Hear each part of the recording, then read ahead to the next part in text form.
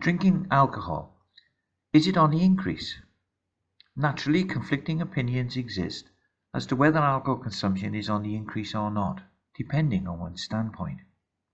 The Office for National Statistics, in their bulletin, released on the 1st of May 2018, states that there has been a little change in the overall proportion of adults who drink.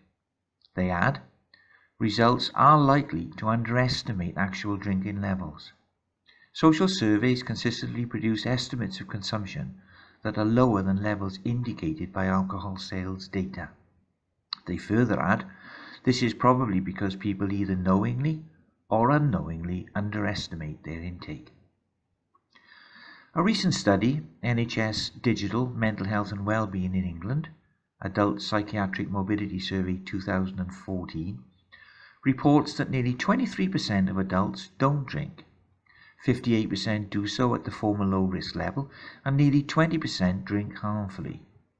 This means in the UK, over 12.2 million adults, that's 15 years and over, are teetotal. And of the 41.2 million that drink, 8.1 million do so to excess. So roughly 1 in 4 adult drinkers in the UK are at serious risk. Heaven forbid this excess is fueled by craving, as millions more will find themselves on the road to hell. Incidentally, it's easily checked. All you have to do is not drink for a week and see how you react. If you find yourself anxious or easily irritated and can't stop thinking about a drink, beware. If this is familiar, you're probably already hooked, at least in its mild to moderate stage. As it currently stands, my guesstimate is it's nearer 10 million UK adults flirting with addiction. Forgive me for suggesting this is hardly a minority. When I went to school, it was considered a quarter. Furthermore, my observations over 17 years are that marketing, promotion, product range and availability has increased beyond recognition. Perhaps growth in sales figures, in contrast to claims of reduced consumption, means people are buying it and pouring it down the sink, or using it as some sort of a bonsai tonic. I suspect, however, it is more a case of increased supply feeding demand, or increased demand dictating supply. Either way, it's a significant problem. You may have noticed recently that supermarkets tempt you with displays throughout the store, as well as down the aisle, what I call the aisle of death. Whereas not that long ago, alcohol just had its own designated section. I've also observed a seasonal trend of having to negotiate pallets of the stuff stacked in foyer entrances before even accessing the store and obtaining essentials like bread and milk, although perhaps alcohol for many is essential. Certainly was for me. A recent development of selling alcohol in motorway petrol stations is an interesting development, given the serious nature of drink driving, especially there being no reduction in related deaths over the past decade. Neither has the introduction of 24-hour sales produced a levelling out of consumption as had been hoped. On the contrary, it's merely boosted availability. Maybe there's a clue to be gleaned from all this circumstantial evidence, even perhaps from something as novel as NHS Ambulance Service renaming themselves National Hangover Service for the first time during the 2017 festive season. This would be amusing were it not for comparable reality all year. I, for one, believe consumption is on the increase. Is increased consumption a problem? Of course, statistics are useful when it comes to estimating demand on future funds for treatment. For the masses, I suspect, the only concern is whether they will encounter harm. Many of you may say, if there is a problem, it'll never happen to me. And sure, I understand this approach is no different to the belief I held in my youth. But please read on and consider. Hitherto, official guidance has never stated that there's no safe level of alcohol consumption. The UK Chief Medical Officer, 2016. Be mindful that alcohol is responsible for over 3,000 hospital admissions every day. That's 125 every hour just in England. 1.1 million in 2017. Tell me, are 3,000 hospital admissions per 24 hours any less life-threatening than a stab wound? I ask because it's always the latter that gets publicity. Liver disease and blackouts, historically associated with middle-aged men, are now common in teenage bingers. Mature professional women imbibe more than ever before, and for young drinkers, quantities consumed exceed levels of any previous generation. Actions in drink often produce severe and diverse consequences, affecting millions of families, impacting health, relationships, crime and employment. Early deaths, even in my small world, sadly witnessed, runs into colossal numbers annually. In fact, as I write, I have just been made aware of another young man, early 40s, found dead in pools of vomit and blood, sleeping off a night of heavy drinking, apparently a normal and regular activity. This was someone who wouldn't have considered in a million years a drinking problem existed, and I've not even mentioned the dreaded word addiction. In fact, I'm holding back on this specific subject until I've explained the diversity and severity of harm readily available to anyone, even the modest of drinkers. Just be conscious of the fact the World Health Organization states alcohol is wholly or partly responsible for over 200 different disease conditions, let alone the myriad of other concerns. So what if 70% of the alcohol sold is consumed by a quarter who drink excessively? This still proves that the prevalence of harm is far too common and widespread, whether consumption is on the increase or not. Surely it's a simple fact that matters the most. This predicament is too important and too significant to be talked down, underestimated, dismissed or ignored. What harm can it do? Before I go further, I want you to understand that my aim isn't to turn you teetotal or frighten you witless.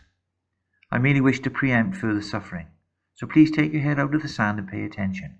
After all, this is for your benefit. Today I don't have enemies, but even if I did, I would not subject them to alcohol-induced madness. Not in a million years.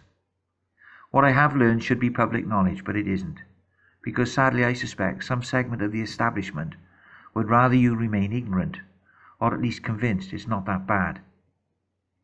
Successive governments have shamefully done little more than skirt around the subject, failing to implement any effective measures to minimise one of 3 top causes of harm to health in the UK.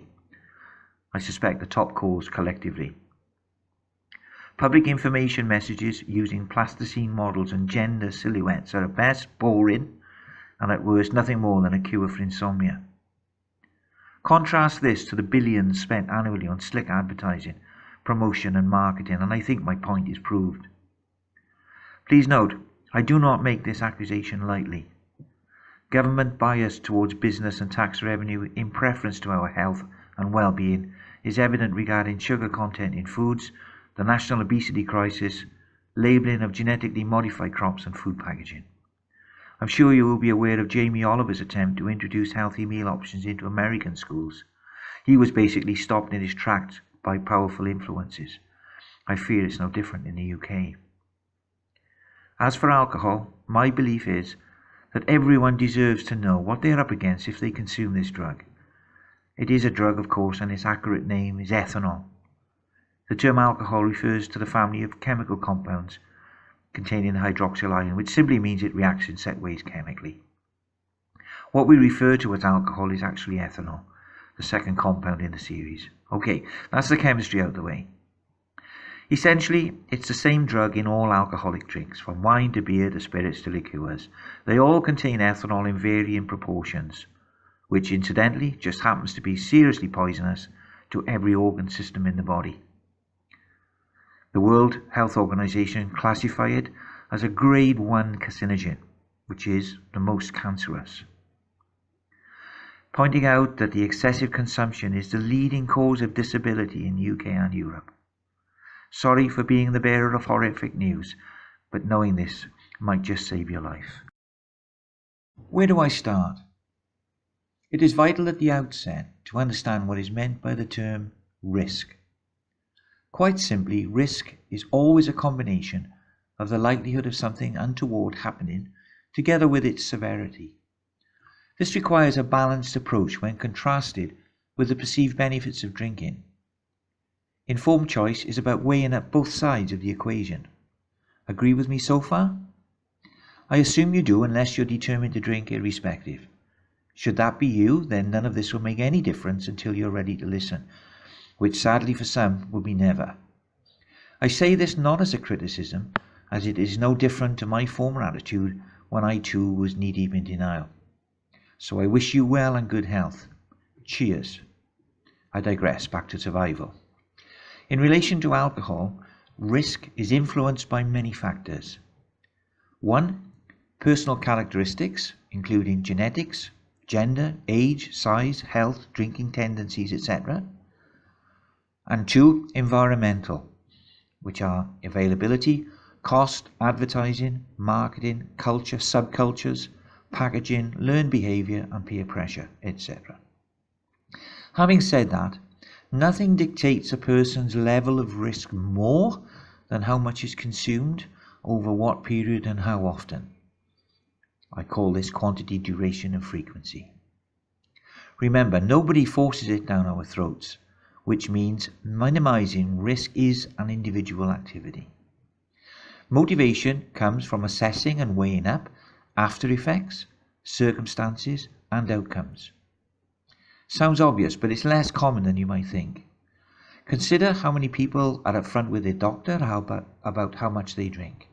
How often have you heard phrases like, "Oh, I've only had a couple, just a few beers. I won't do that again." Perhaps they are more familiar than you would like. Besides, unexpected costs and unwanted outcomes rarely get linked to one's consumption. Denial instantly produces any number of plausible excuses and justifiable reasons for excess, thereby defending and protecting one's drinking pattern. From personal experience, I'm fully aware that undesirable outcomes range from mild hangovers to injuries, poor health, physical and mental, relationship breakdown with others and oneself, social disruption, crime, job loss, financial worries, addiction, suicide and early death. Risk becomes very difficult to manage if dependence takes hold. This is because of the powerful nature of craving on one's ability to adhere to rational decision making. A practical and simple indicator of this latter condition is as follows. If when drinking you have little control over the amount you consume, or if when you honestly want to you find you cannot quit entirely, then you are probably dependent. Should this be the case, measures necessary to reduce risk are best determined in consultation with appropriate professionals. This is likely to involve modifying drinking routines or habits, reducing quantity and frequency, counselling, medication, supervised detox, stroke rehab, and sooner rather than later, supported abstinence. Please do not underestimate the misery of addiction. I kid you not. What constitutes damage to relationships? Relationships are a good place to start because too much personal conflict never gets linked to one's drinking. Moderate intake relaxed my inhibitions, boosting confidence and openness, and at that level it was never problematic. But it was always after excesses that arguments and hostilities erupted. Similarly, one-off binges often resulted in regrettable feuds. I know now, chances of that happening grew exponentially the more I drank. I'm also aware of how widespread this is.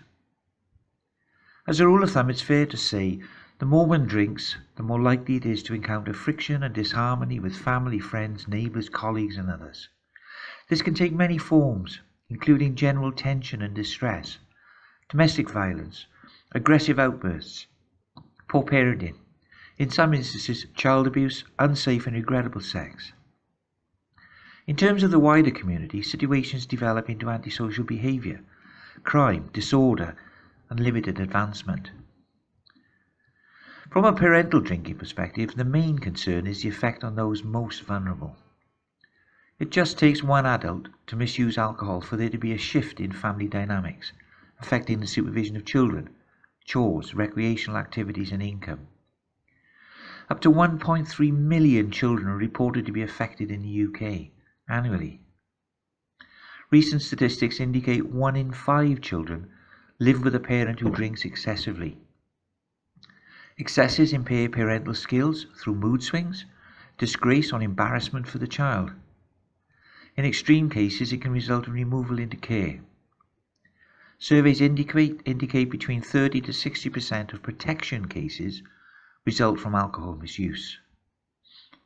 Children of the 1 in 5 parents who drink excessively are twice as likely to experience difficulties at school, 3 times more likely to consider suicide, and 5 times more likely to develop eating disorders. The effect is long-lasting, with higher rates of school exclusion and youth offending. In the home, tensions escalate when limited finances get prioritized for booze, to the detriment of bills, food, and other necessities. Harmony suffers from verbal bullying. Even silence can impact healthy interaction. This is particularly true if, in drink, the Jekyll and Hyde personality emerges. I've heard how common it is for inappropriate behaviour to cause misery day to day, as well as on special occasions like birthdays, Christmas, holidays and weddings, when overindulgence is presumed, tolerated and even encouraged. Statistically, alcohol is a factor in 1/3 of all domestic violence. It is likely to be much higher, given the number of incidences that never get reported. Furthermore, where both partners drink heavily, separation is twice as likely. Similarly, outside of the home, alcohol-fueled assaults are as high as 40%. Whilst many would argue that the relationship between both is uncertain, I would simply say apply the following question. If I had not been drinking, is it likely I would have assaulted X, Y or Z? Alternatively, would I have been assaulted by X, Y or Z? If the answer is no, there clearly is a causal link in that specific instance. From personal experience, I see no reason to question the basic message that all aggression and assaults in my life were alcohol related and wouldn't have happened otherwise. Period. How serious are health concerns? I think it fair to say most of us probably have an intimate knowledge of the occasional hangover, as well as some understanding of serious illnesses like cirrhosis, etc., gleaned from the media. I suspect also that both examples are considered poles apart, never connected. Nevertheless, there exists a multitude of alcohol-related harm linking both extremes that somehow fails to register within the human psyche. For example, even one-off binges can give way to coma and death if the liver and brain get overwhelmed.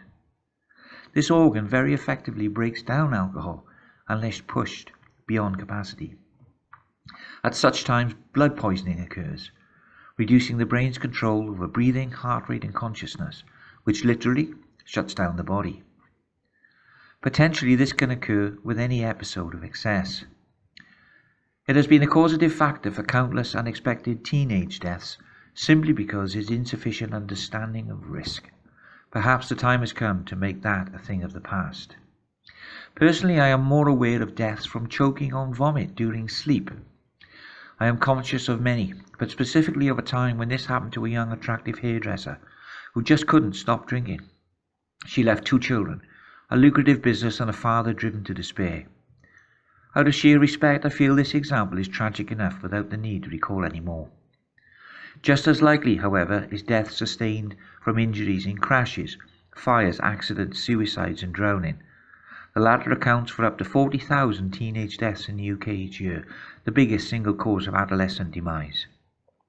What's interesting about my reference to youngsters is the contrast with that of smoking, taking effect later in life. The government eventually took smoking seriously, but isn't it strange how that's not been the case with alcohol, despite the substantial damage it manifests much sooner?